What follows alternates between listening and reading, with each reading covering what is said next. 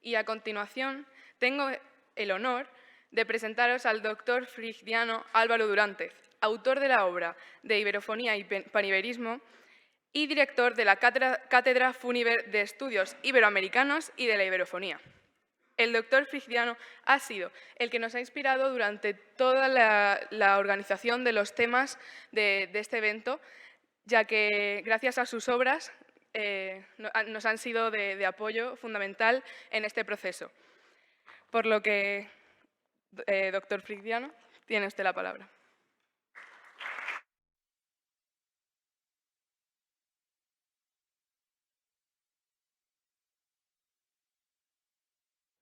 Muchas grazas, muito obrigado, buen día, buenos días a todos.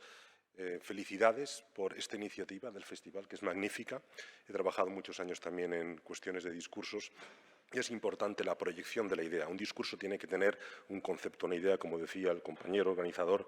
No vamos a hablar nada más de un papel, de un cuaderno o de un bolígrafo. Tenemos que proyectar ideas importantes y saber hacerlas llegar a las personas, para compartirlas y para impulsarlas en nuestro mundo y por el bien de todos, ¿no? También es un honor que se haya escogido este año la temática de la iberofonía, de la cercanía de los países de lenguas portuguesa y española, sobre lo que me quería referir ahora un poco más en detalle, antes de tener el privilegio de escucharos a los finalistas para saber cómo lo veis, cómo lo habéis entendido, cómo se proyecta esta idea, qué potencialidad tiene. Pues bien, lo que hemos llamado espacio panibérico de la iberofonía, en una disertación más larga podríamos hablar de la terminología, los matices que tiene una, los peligros que tiene otra. En una interpretación de este gran espacio es el compuesto por todos los pueblos y países de lenguas española y portuguesa del mundo, las dos grandes lenguas ibéricas internacionales, que son, por cierto, las únicas lenguas internacionales grandes, cuando hablamos de grandes, habladas cada una de ellas por más de 100 millones de personas, que son al mismo tiempo y en líneas generales recíprocamente comprensibles. Ahora me adentraré en ello. Estamos hablando de un espacio que en este mapa poníamos 800 millones. Bien, es que este mapa es de 2017-2018. Hoy ya son 863 millones según los datos del Instituto Camões y del Instituto Cervantes. Bien, 800, 900, casi 900 millones de personas, una treintena de países en todos los continentes. Es el primer bloque lingüístico del mundo. Ahora hablaremos de bloque lingüístico y lengua franca, que son cuestiones diferentes. 10ª parte de la población mundial, 5ª parte de la superficie del planeta, ¿no? La verdad es que la articulación de un espacio de este potencial dará una gran visibilidad e influencia a cada uno de los países partícipes y al conjunto de todos ellos considerados, ¿no? También es un mecanismo para la promoción de una cooperación horizontal y triangular entre naciones y pueblos de varios continentes, de África, de América, de Europa, también de Asia y Oceanía. Y por último, y en tercer lugar, hay más elementos, pero en tercer lugar, la iberofonía es una gran fuerza en favor de la comunidad internacional en su conjunto para evitar una globalización homogeneizante, basada en parámetros que todos tenemos en mente totalmente anglo-occidentales y centrados en el idioma inglés. Solamente este gran bloque de la iberofonía puede presentar una opción ante una globalización únicamente anglo-occidental. Hablo en lo cultural, hablo en lo multilateral e incluso en lo económico. Por último lugar, si ayer, estos días, se hablaba en la Secretaría General Iberoamericana, saben que dentro de unos pocos días va a tener lugar la 28ª Cumbre Iberoamericana de Jefes de Estado y Gobierno en la República Dominicana.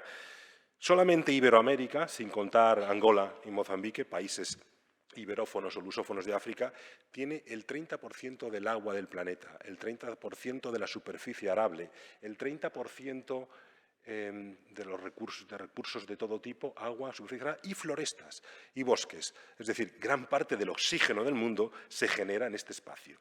Es un espacio formidable, formidable, que tiene todas estas ventajas.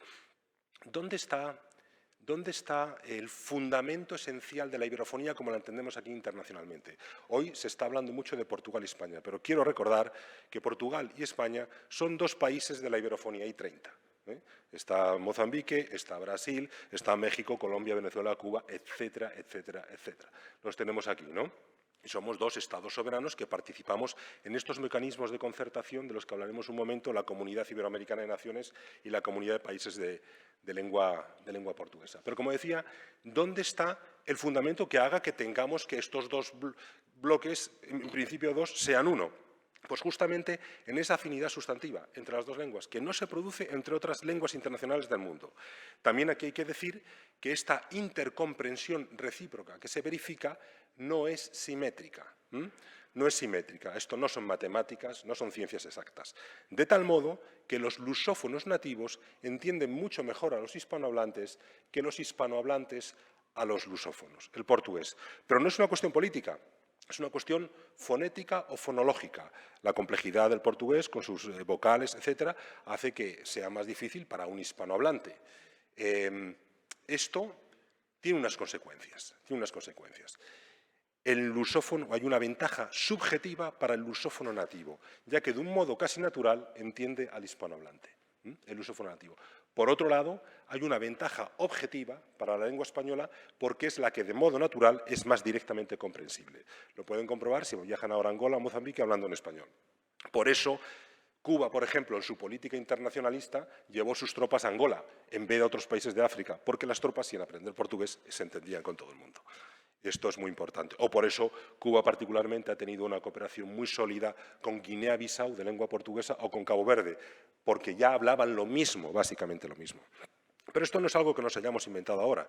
Los propios jefes de Estado y de Gobierno iberoamericanos, en la Cumbre Iberoamericana de 1995 en Bariloche, Argentina, señalaron explícitamente y lo firmaron que compartimos una base lingüística común y todos sus sustratos históricos y culturales. Base lingüística común. Esto no se ha dicho nunca en ninguna organización mundial de base cultural, porque no se comparte. Solamente estas dos lenguas son una base lingüística común que hoy lo llamamos iberofonía. Y esto es absolutamente fundamental. Las ventajas, como vemos, son evidentes, la articulación de un gran espacio. Me gustaría explicar un momento este mapa. Está basado en las instituciones multilaterales internacionales, ¿no? En un color azul oscuro tenemos a los países de lengua española del sistema iberoamericano, de la Comunidad Iberoamericana. La Comunidad Iberoamericana, como saben, está compuesta por los países de lengua española y portuguesa de América y de la península ibérica. Es bicontinental y es iberófona, puesto que habla las dos lenguas. En segundo lugar, tenemos unas naciones como Angola, Mozambique, en África, que tienen un color más tenue. Esos son los estados de la Comunidad de Países de Lengua Portuguesa, compuesta por 9 países de los diferentes continentes. Esta es multicontinental y únicamente de expresión oficial portuguesa. Y en un tercer lugar tenemos una trama combinada, como ven, Brasil, Portugal y Guinea Ecuatorial, que son los 3 países que son simultáneamente miembros de la Comunidad Iberoamericana y de la Comunidad de Países de Lengua Portuguesa. Y esto hace que estas dos comunidades compartan miembros, imaginemos, Brasil y Portugal con Guinea Ecuatorial, que son miembros de la CPLP, Comunidad de Países de Lengua Portuguesa, equivalen en términos demográficos, territoriales, económicos, al 80% de la lusofonía mundial, por un lado, y al 35-37% de Iberoamérica, por otro. O sea, comparten, se solapan casi en un porcentaje altísimo. Comparten los mismos principios. Si vamos al artículo 5 de los estatutos de la Comunidad de Países de Lengua Portuguesa, veremos que es prácticamente lo mismo que se dice en uno de los párrafos fundamentales de la primera Declaración Iberoamericana de Guadalajara, México, en 1991. Hemos dicho miembros, principios, referentes identitarios. Lo que acabamos de decir es que las dos comunidades son iberófonas, pero la Comunidad Iberoamericana es completamente iberófona porque es hispanohablante y lusófona al mismo tiempo, ¿no? Se está produciendo un proceso de acercamiento entre todos estos países, sobre todo desde hace 10 años aproximadamente. Y estamos en lo que llamaríamos la segunda fase de la convergencia panibérica o de la convergencia de la iberofonía. ¿Cuál ha sido la primera? La primera viene desde finales del siglo XIX y durante todo el siglo XX, que son los movimientos hispanoamericanistas por un lado y panlusitanistas por otro. Los hispanoamericanistas, cuando nacen, ya se llaman iberoamericanos. 1885 han estudiado la Conferencia de Berlín. Curiosamente, en el año de la Conferencia de Berlín que reparte África, es cuando los pueblos de lengua española y portuguesa, en este momento, de América y la península ibérica, comienzan a pensar en una reasociación, cuando ya se habían cortado los vínculos 60, 70 años antes de la mayor parte de ellos, ¿no?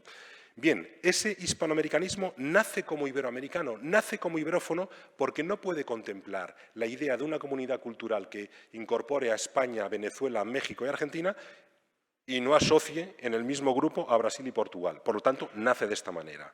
Además, en torno a 1953, los primeros organismos iberoamericanos que se crean ya incorporan una proyección panibérica porque a partir de la independencia de Guinea Ecuatorial incorporan a este país en sus esquemas de cooperación. Por el lado del panlusitanismo, nace como una asociación entre Brasil y Portugal, teórica y conceptualmente en el área del pensamiento desde principios del siglo XX, desde 1902, pero en 1953 se crea la Comunidad Luso-Brasilera, entre Brasil y Portugal.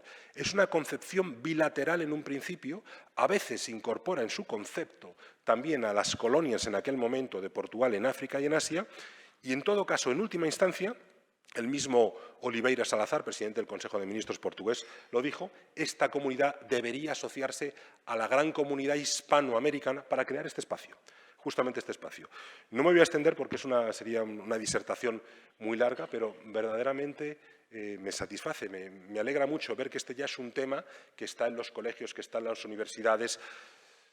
Se han producido unos hitos últimamente fundamentales. Los reyes de España han estado en Angola recientemente, en el mes de febrero, y de esto es de lo que se ha hablado. Y precisamente sobre esa base, el presidente de Angola, João Lourenço, que estuvo aquí en Madrid en septiembre de 2021, habló constantemente en portugués porque se entendía perfectamente, debo decir, sobre todo, hay una cuestión aquí, sobre todo se entiende el portugués de África, de Angola, con una mayor transparencia. Tenemos que decir que, y esto es que dentro de esa simetría que tenemos entre español y portugués, que el único portugués que es difícil de entender es, paradójicamente, para los hispanohablantes, el de Portugal. Por una cuestión fonética. Sin embargo, vayamos a Angola, vayamos a Mozambique o vayamos a Guinea-Bissau. Tardamos 2 párrafos en entender que están hablando portugués, porque al principio parece que están hablando español por una cuestión fonética. Por eso fueron los cubanos allí. Esto hay que decirlo también, porque todo lo que esta teoría que estoy aquí proyectando hacia todo el público, tal vez si mi compañera, la diplomática Filipa, utiliza ahora un portugués fechado, entonces dicen, no son intercomprensibles, pero es que es la excepción, el portugués de Portugal, ¿no? Hay que decir que vocalizando y hablando local nos entendemos perfectamente. Por último, vemos en el mapa otros países que están en otro color y son los que tienen una raíz o vinculación de base ibérica. Ahí tenemos a los Estados Unidos.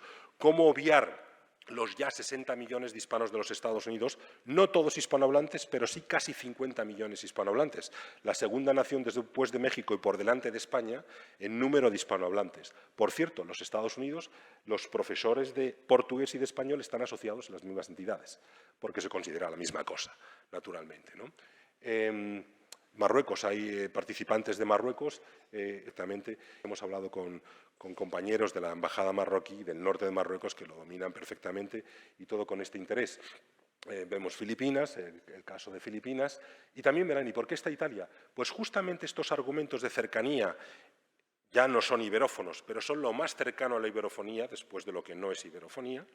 Justamente estos argumentos fueron los que argumentó la República Italiana para poder vincularse a la comunidad iberoamericana como observador asociado. Por lo tanto, es casi parte de esa cercanía con la iberofonía. Y Canadá, por último, está en un color también claro, porque Canadá, que como saben es un país que tiene como lenguas oficiales el inglés y el francés, en algunos lugares del país la lengua más hablada después del inglés no es el francés, sino el español, por causa de la migración iberoamericana, como en la provincia de Alberta. Y también hay una importante comunidad lusófona y luso-descendiente, directamente de Portugal, de 400.000 personas. Se calcula que 1,5 millones contabilizados de iberoamericanos, más 400 iberoamericanos de la América ibérica, más 400.000 luso-descendientes de la tradición portuguesa.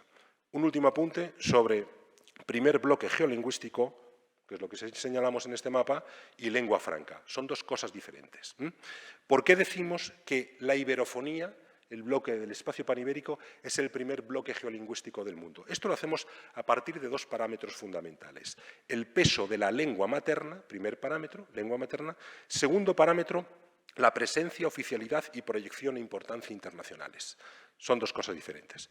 Si tomamos el inglés, el idioma inglés, que nadie lo duda, es la lengua franca, como lo fue un día el arameo, y nadie habla arameo, o lo es el suajili en una parte de África, sin que sea una lengua hablada de una manera materna por toda la población. El inglés hoy ocupa ese lugar de lengua franca. Lo hablan como lengua materna, según estadísticas anglosajonas, en torno a 375 millones de personas. Sin embargo, como segunda lengua, es hablada por el planeta, por 1.000 millones de personas más que lo han aprendido como segunda lengua. Toda la población sueca habla inglés, o toda la población noruega, o toda la población danesa. Bien, pero eso es otra cuestión. Volvemos. Inglés como lengua materna, 370 millones de personas. Español como lengua materna, más de 500. Pero si lo sumamos al portugués, que prácticamente toda la lusofonía es de lengua materna, como le ocurre al español, estamos sumando unos 260 millones más y nos acercamos a esa cifra de 900 millones. Es decir, como lengua materna la iberofonía, que es en la práctica una sola lengua, dos formas de hablar un mismo código lingüístico, la base lingüística común a la que se refieren los jefes de Estado y Gobierno iberoamericanos en 1995, dobla con mucho al inglés como lengua materna. Vamos al chino. El chino, nos han dicho que es que el chino mandarín, ya no entro en el chino cantonés, el chino mandarín es una sola lengua. Bueno, es un debate de lingüistas. Demos por bueno que el chino mandarín como lengua materna es hablado por 950 millones de personas, que son las cifras que se barajan o que se nos exponen, ¿no? Pues bien, esta cifra de 950 millones de personas no está muy lejos de los 863 o 900 millones de iberófonos. Prácticamente como lengua materna estamos igual que el chino, los iberófonos. Como lengua materna doblamos y superamos al inglés. Presencia internacional, que es el segundo parámetro. Pues en presencia internacional, el inglés es la lengua de la mayor parte de las organizaciones internacionales, es idioma oficial de 55 estados soberanos en el mundo y esto es notable. Pero el español y el portugués son lengua oficial en 30 países, no tan lejos, de los 30 a los 55, y entre el español y el portugués son también lenguas oficiales de la mayor parte de los organismos internacionales, desde Naciones Unidas con el español, Unión Africana con el portugués y con el español, la Organización de Estados Americanos, etcétera, etcétera, donde está el español y en ocasiones también el portugués. Bien, por lo tanto, y China, en su presencia internacional, no sale de sus fronteras. Su idioma lo habla 950 millones, pero no sale de sus fronteras. Es decir, segundo parámetro, una variable cero. Por eso, la combinación de lengua materna con presencia y proyección internacional y oficialidad de los organismos internacionales hace que la iberofonía sea el primer bloque lingüístico del mundo. Solamente tenemos que verlo y que entenderlo. Esto es el huevo de Colón, era una cosa ahí que estaba así. Y nadie se había parado a pensar, ¿por qué si la Comunidad Iberoamericana, que es un foro de concertación y cooperación, asocia a todos los países, a países de lengua española y portuguesa de América y la península ibérica? ¿Y por qué no los de África? ¿Es que hay algún tipo de raya de Tordesillas funcionando todavía? ¿Hay algún tipo de subordinación o discriminación hacia el África en particular lusófona, ya que África iberófona es sobre todo lusófona? Pues esto hay que estudiarlo. Pero en el momento en que Guinea Ecuatorial se incorpora a varios organismos oficiales iberoamericanos, ¿cómo decir que no a Angola, Mozambique, para formar parte de los organismos iberoamericanos? Y a mi juicio, en esta segunda fase de la convergencia panibérica de la historia, la primera fue la iberoamericana, la que se está produciendo recientemente es la panibérica, es imparable, porque un refrán castellano es que no se pueden poner puertas al campo. Y nadie puede negar que son las dos lenguas más parecidas de la comunidad internacional y que no podemos poner obstáculos a la cooperación entre Angola, Mozambique, Bolivia, Argentina, Colombia, etcétera. Ni España ni Portugal son dueños del sistema iberoamericano ni del sistema interlusófono que representa la CPLP. Esto es una decisión que van tomando los países poco a poco. En este momento tenemos varios hitos sustanciales. En bloque, los países de lengua portuguesa de África más Timor Oriental, desde 2014, se han asociado como observadores colaboradores en la Organización de Estados Iberoamericanos para la Educación, la Ciencia y la Cultura. que es la UNESCO Iberoamericana. Pero, por el otro lado, varios países iberoamericanos y de lengua española, como Chile, Argentina, Uruguay, la propia España, Andorra, que forma parte de la Comunidad Iberoamericana, son observadores asociados de la CPLP. Se está produciendo un acercamiento en los dos sentidos, desde hispanohablantes hacia el mundo lusófono y desde lusófonos hacia el mundo mayoritariamente hispanohablantes. La propia Secretaría, la OI, la UNESCO Iberoamericana y la CPLP ya son entidades observadoras con rango oficial cada una en la otra. Y así también el proceso ya se ha concluido, ¿no? Está a punto de concluirse, entre la Secretaría General Iberoamericana y la Comunidad de Países de Lengua Portuguesa. Delante de nosotros se está produciendo una revolución geopolítica de la iberofonía del mundo ibérico de una manera discreta y de una manera casi intuitiva, y tengo que reconocer que poco han tenido que ver la planificación de los Estados. No ha habido una geopolítica, lo que se llama académicamente, una geopolítica práctica, que es la geopolítica planificada y diseñada desde los Estados.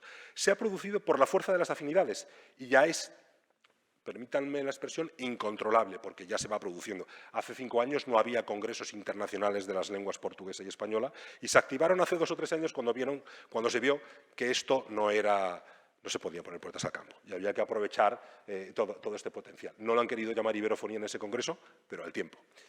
Y bien, pues esto es lo que quería decir. Muchas gracias por esta oportunidad. Me encanta ver a todas estas personas jóvenes interesadas por algo tan importante. Y muchas gracias a los organizadores, a la Universidad Camilo José Cela y a todos por esta iniciativa. Gracias.